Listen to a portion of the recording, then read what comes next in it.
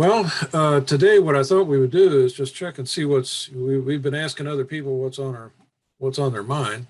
I thought we'd check ourselves and see what's been occupying your thoughts this week. And in order to kind of clarify, I'll start with what's been going on with me, and I'll try to make it really brief so we can kind of do a round and then pick some topics to discuss in more detail. This week, more than anything else, I'm thinking about the environment again. Tomorrow, there will be a release of a new UN report on climate, and I'm really waiting to see that. And apparently, this one is going to specifically tie human actions to climate change. And I've been watching this week. I never know whether David Attenborough is inspirational or just depressing when he has shows on about the environment, because this latest one he connects COVID directly to climate issues, and it's somewhat disturbing. But the other thing that's been on my mind is I watched a program on Netflix called Fantastic Fungi, which is about mushrooms and the mycelium. And I remember in the 60s, our friend Dan O'Leary, Steve, you remember Dan, was very much into studying psychotropic drugs and psilocybin and LSD and so forth. And all of the studies got cut in the Nixon administration. And so we've been for a long, long time now, over 40 years, with very little research. And now that, some more enlightened people are coming back in, they're talking about, what the effects of mushrooms are. In back of me, my backdrop here is a lion's mane mushroom, or lion's mane fungus. And from what I'm reading, this is a fairly easy one to grow, and I'm going to start growing it. But it allegedly can restore nerve function, which I'm very concerned about.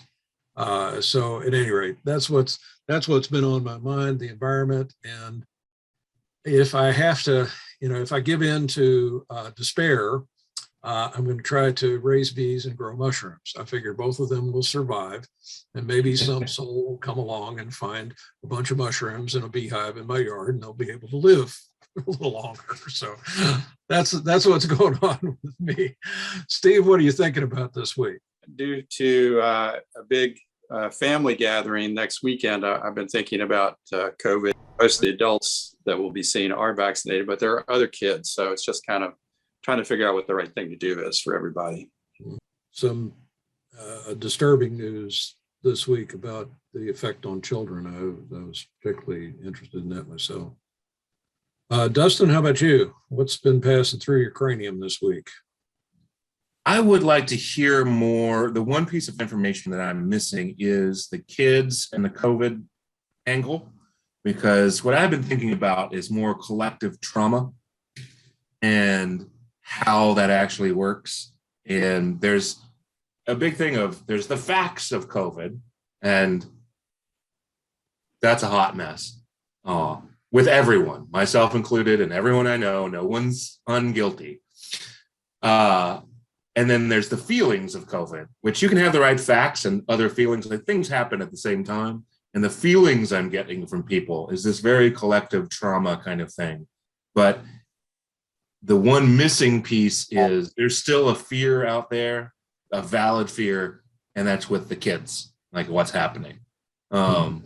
So collective trauma, and I would like to hear more about the kids.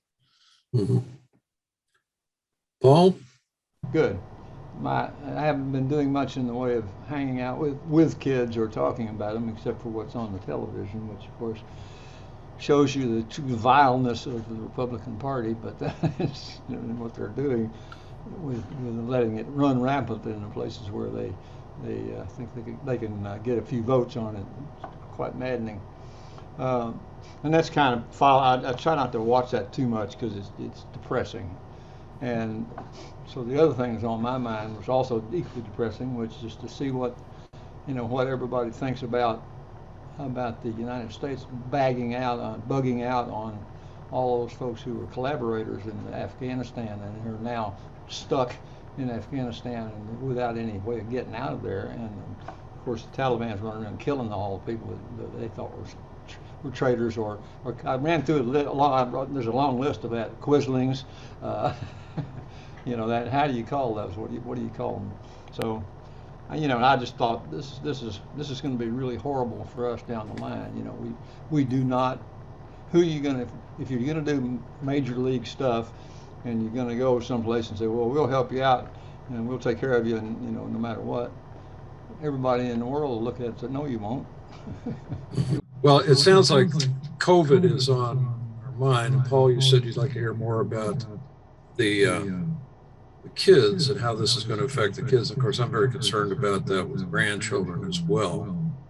The report that I heard, Dustin, this week is that in some areas, particularly in southern states, the infection rate among children is up close to 500% within the last couple of weeks. It's just, apparently this variant is getting to the kids more than the original variant was. And I heard them talking today about the Lambda variant, which is the next thing coming our way. And I guess for me, I tie this together with some of my feelings about the environment.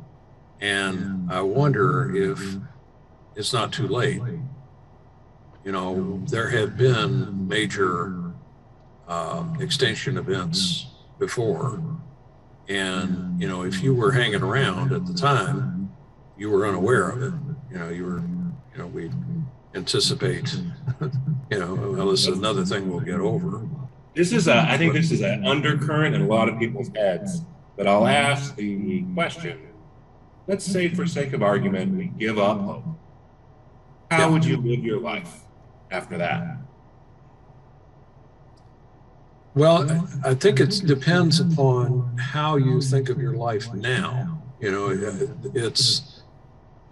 Do you think about what you're leaving behind, what your legacy is, what you may be creating or help to build for future generations, or are you thinking about yourself and what you're going to do right now? And I think we have too many people just thinking about themselves. And I hate to keep bringing this back to the bees, but I've been studying bees a whole lot lately too. And bees have an interesting way of living. They live for the hive. They live for that collective. And at this time of year, they're producing fewer offspring because they know they can't support that population over the winter. So when times are good, there's lots of pollen, they produce more worker bees. When it starts, when the sun changes after the equinox, they start producing fewer. So they learn how to survive over the long haul. And that's only because of a collective consciousness. And we've had some experiments with collective consciousness through religions and other things through our history.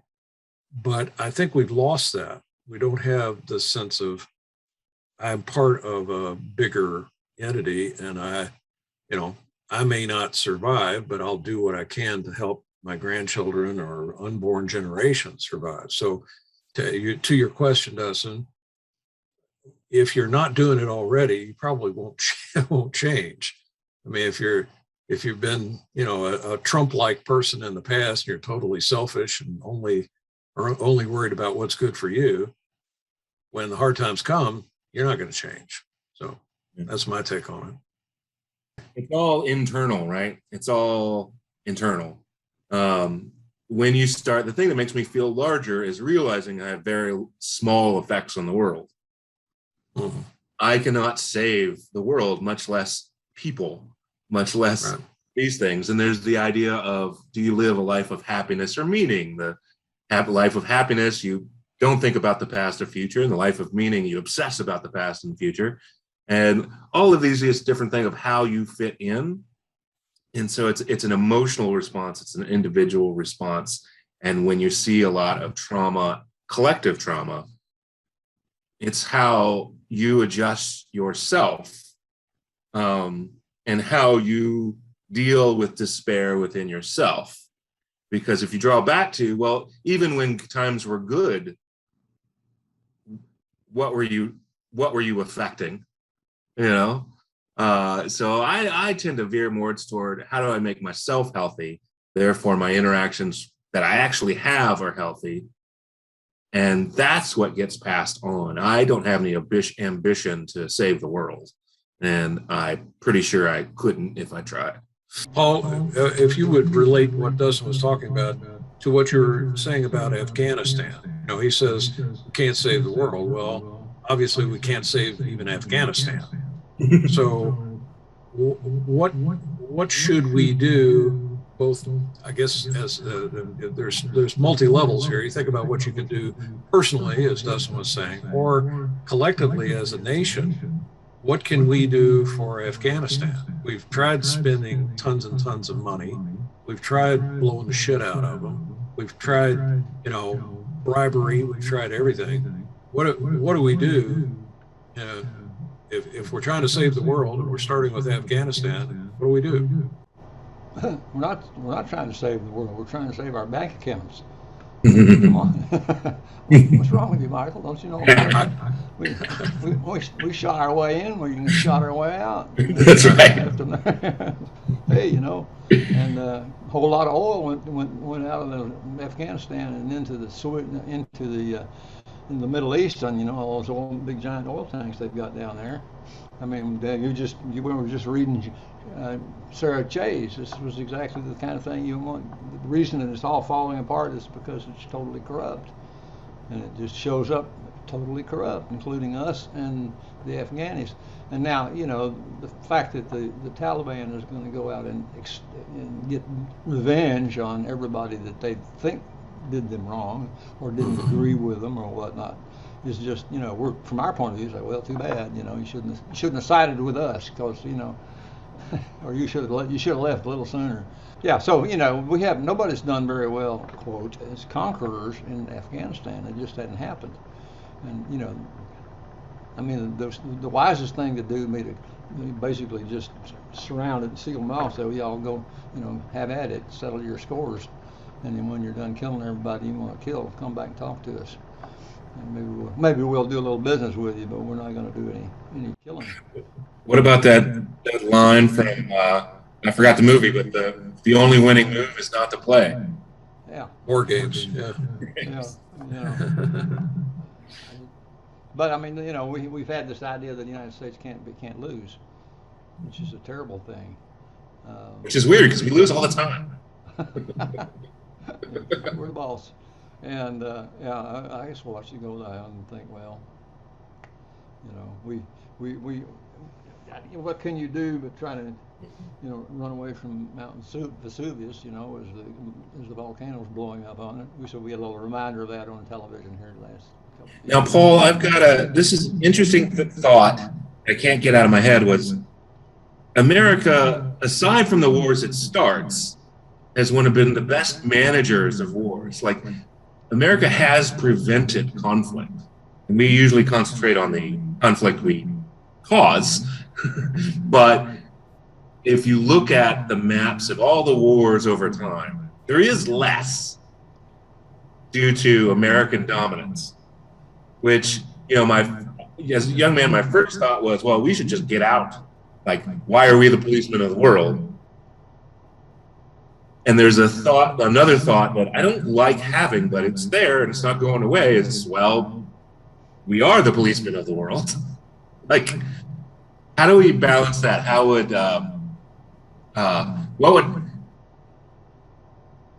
we can't just withdraw, right? Even from a strategic or even from a practical standpoint kind of thing. Like, we withdraw, everybody kills each other. Like, how would the world mediate wars without a hyper-dominant empire?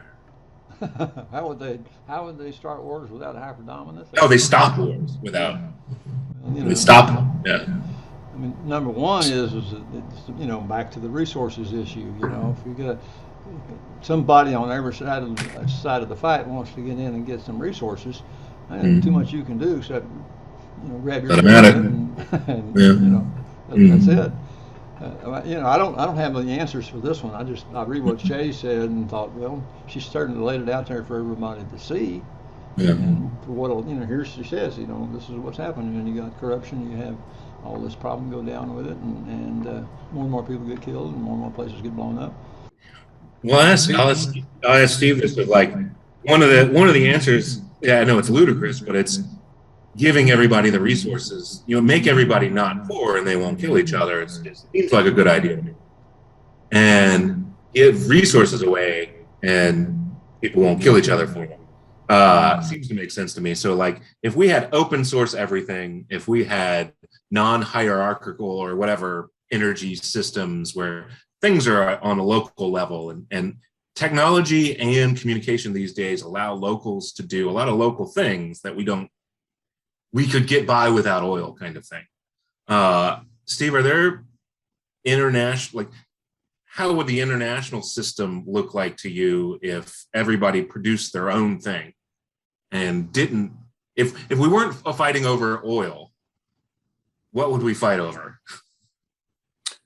Maybe water, Yeah. rice, water to grow the rice. I don't know.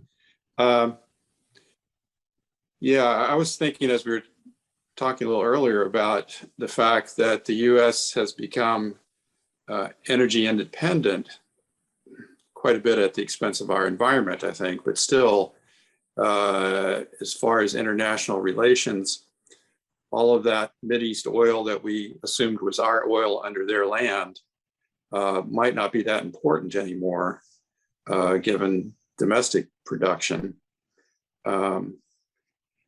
So it's quite possible we would be getting into a competition over some other resource.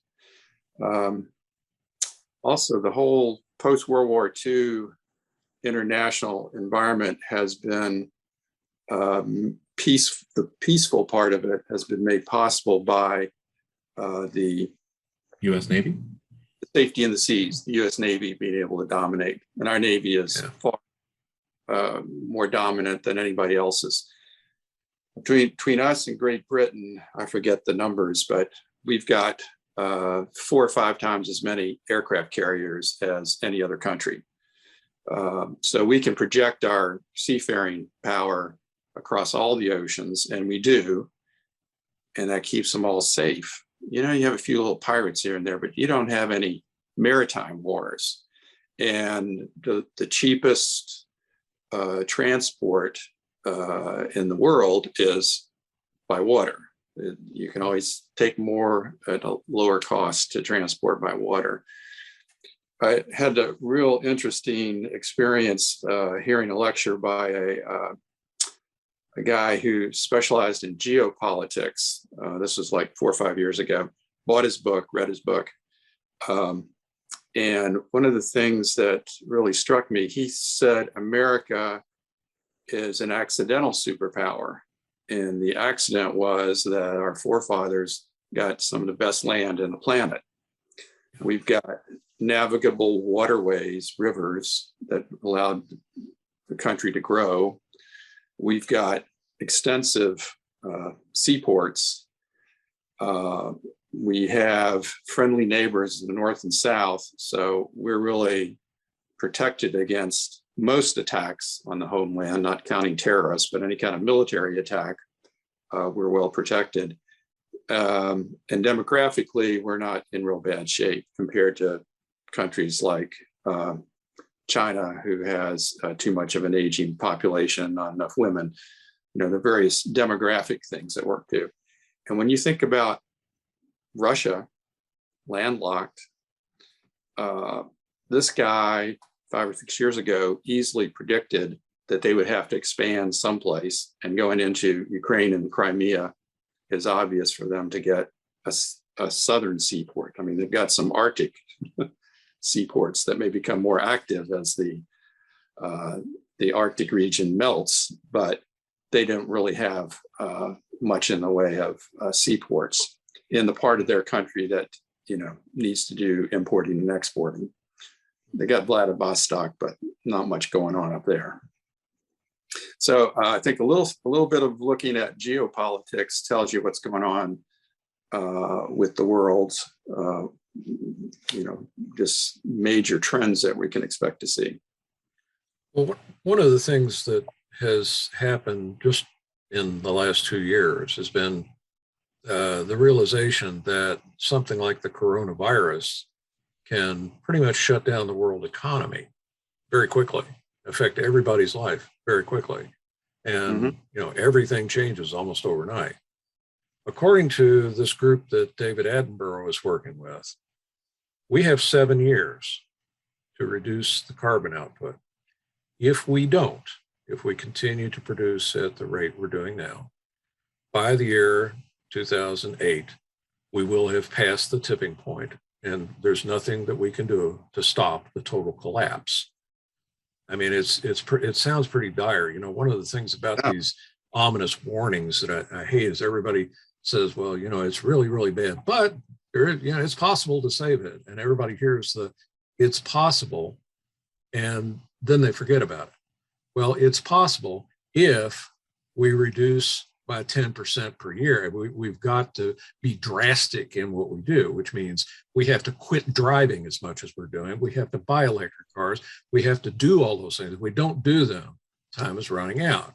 And what I'm wondering is, how long does that take for that message to get out? I mean, everybody's surprised by COVID, but the World Health Organization's been warning about it for decades. We knew it was coming. We just chose to ignore it. And with the climate crisis, we know it's coming. Actually, it's here. It's already here. We can't talk about it in the future. It's here right now. What you see with wildfires and so forth, it's just signs around the planet that it's here. So my hope is that there will be a sudden realization, and everybody will realize it doesn't matter how much money you have. It doesn't matter what your trade is or any of that. None of that counts for anything. It doesn't matter a bit if you destroy the planet. We're looking at a possible increase in global temperatures up to 2 degrees Celsius. 2 degrees Celsius it's all over at that point. To your point, Steve, I think it's important in terms of global consciousness to focus on the right problem. And Afghanistan, frankly, I mean, I have to be honest about it, I don't care. I mean, I'm sorry for those folks, but they've been doing what they've been doing for thousands of years without us. And if they go back to doing what they're doing, there's nothing I can do about it. We've got our own problems to deal with. And I don't mean to be xenophobic, but we've got to deal with the climate problem. If America doesn't do it, it's not going to happen. So at any rate, I take an optimistic approach exactly to that, just on the other side. And this is to deal with COVID and supply chains and zeitgeist shaking up kind of stuff, where, we kind of, everyone was affected, and especially privileged white people like us were affected, and I think everybody, you three are all retired, right? Okay. Yeah. And of course you're looking at your stock market stuff and everything, but everybody working was like, there was a real shakeup of like, oh, this is not as secure as I was told. This is not as good as I was told. This isn't really, okay, I can't trust this anymore. So there is a change in people's brains. And we're realizing what is more important, what gives us more, not only pay, but emotional pay and respect. And people are changing, and that is affecting things. And we're also learning about really understanding how we personally fit in the global supply chain. And so our habits are adapting right now. Just as you're saying, all of this is happening and we are in the thick of it. We are also adapting to it, as we always do as humans. So we're figuring out a way to be less corporate. And hopefully, there's my hope of, we're figuring out ways to use less oil. So it's not just us. So we've already figured it out, quote unquote. How do we get everybody else? Like, how do I give open source energy plans to all countries so we don't fight over oil? How do I give open source COVID vaccines to the entire world so we don't fight over vaccines? How do I give open source desalinization that America has to the world? It's like, there are answers. There are no capitalist answers. And I think this is just, we always have moments where there's an opportunity for the world to kind of turn its head. Like the internet was one of those moments. The COVID supply chain and all this stuff is another one of these moments. Like, these are happening. And it's hard to process because the worst and the best happens at the same time. It's crazy. But I have hope. But the problem I see is that, just like with the COVID vaccine, how do you convince people who don't want to look at facts that this is a real problem? It doesn't matter whether it's dealing with, the disease or the environment, whatever it is. If people don't believe it, Paul, you've heard me use this metaphor quite a bit, but I remember the movie The Poseidon Adventure. Everybody seen that? Yes. Poseidon Adventure, briefly, the boat turns upside down. Well, here's Gene Hackman as starring in it. And he's trying to say, we need to go up to the bottom of the boat. That's the only way we're going to survive. And most of the people on the boat say, no, the bottom of the boat, we can't get out there. So they head down deck where they'll drown, because there's no way out if you go down 5 stories and try to get out in the middle of the ocean. So it's a reverse logic, that the thing that seems to be the wrong thing to do is actually the right thing to do. If you have people who are convinced that we need to grow the economy, that's the most important thing, is to grow the economy, then we're not going to solve this problem. The important thing is to sustain the economy, to make it a circular kind of thing where everything is sustainable. But if everyone were convinced of that, we could do it. But until they get convinced of it, we can't. We're arguing now over infrastructure. This seems like such a trivial thing. We got all of our great leaders are arguing over trivia when the problem is looking them in the face, and they have to be much more aware of this than I am. And I need to interrupt and sorry to monopolize, but that kind of goes back to my point of collective trauma. But first, the politicians are obfuscating because they serve different masters, but that's not the point I'm making. When we talk about hearing this in the collective trauma, everyone's focusing on that 30%. And I'm like, no, the number you need is 3.5. 3.5% of the population to start a revolution. You will never get 100%, nor should you try. Only Nazis think that way. So it's the idea of, when we're talking about COVID vaccine and all these things, like, we're at 70% and we're doing all these positives, but I can hear it. I can hear it undertones and in the back of people's minds that this collective trauma is, there's this bad group we got to go deal with. And a freeing way for me is, don't ever think that you could have ever done anything anyway. Like, you're never going to get 100%. There's always going to be people pissing you off. But would a Christian not be good to other people just because there's a significant number of people who are assholes? Oh, I got to give up my principles and beliefs because there's assholes over there. Like, no, you be part of the 3.5% and give yourself hope, and you will affect other people. You have effect on everyone in your life. But if you place all of the frustration on that 30%, you're going to affect all the people in your life one way. If you have all your concentration on the 3.5%, you're going to affect them another way.